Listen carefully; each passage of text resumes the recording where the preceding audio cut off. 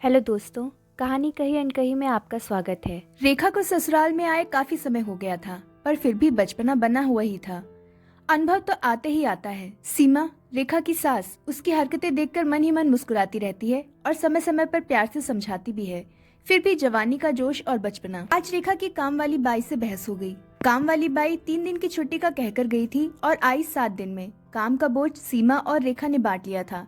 जैसे ही काम वाली बाई 7 दिन बाद काम पर आई, रेखा ने गुस्से में उससे बोल दिया कि इतने दिन क्यों लगा दिए। अब काम वाली बाई, जो कि रेखा से उम्र में काफी बड़ी, कई सालों से सीमा के यहाँ काम कर रही थी और स्वयं भी परेशान थी क्योंकि हर घर में यही उलाहना मिल रहा था, ने भी गुस्से में जवाब दे दिया।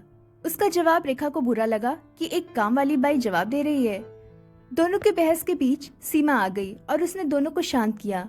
काम वाली बाई काम करके चली गई। उसके हाव भाव से लग रहा था कि उसे बहुत बुरा लगा है।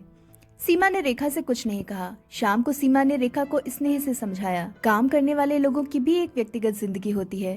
कोई भी काम से अनावश्यक रूप से छुट्टी नहीं करता है। निश्चित ही कोई जरूरी काम आ गया होगा जिसके कारण काम वाली बाई 3 दिन के बजाय 7 दिन में आई। फिर जितनी जरूरत काम वाली बाई को काम की है, उतनी ही जरूरत हमें भी घर की साफ सफाई के लिए है। कल को अगर इस काम वाली बाई को हटा दिया तो नई बाई को ढूंढना पड़ेगा और फिर नई बाई को इस बाई के समान विश्वसनीय होना भी चाहिए। अच्छी काम वाली बाई को तो ढेर काम मिल जाएगा। आजकल काम वालों के कारण कितने लूट के किस्से सुनने में आ रहे हैं। फिर यह बाई कई साल से काम कर रही है, इसका स्वभाव अच्छा है और विश्वसनीय है। कल बाई काम पर आएगी तो उसे छुट्टी बढ़ाने का कारण पूछेंगे। रेखा को सीमा की बात समझ आ गई और उसे भी अफसोस हुआ।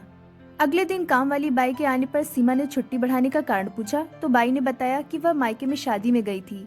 वहां जाकर उसकी तबीयत खराब हो गई और हॉस्पिटल में भर्ती होना पड़ा। तबीयत थोड़ी ठीक होते ही काम की चिंता के कारण तुरंत आ गई। फिर दुख के साथ बोली कि मुझे भी बहुत अफसोस है कि छुट्टी लेनी पड़ी, पर मजबूर थी। रेखा यह सब सुन रही थी। उसे भी स्वयं के आक्रोश पर दुख हुआ।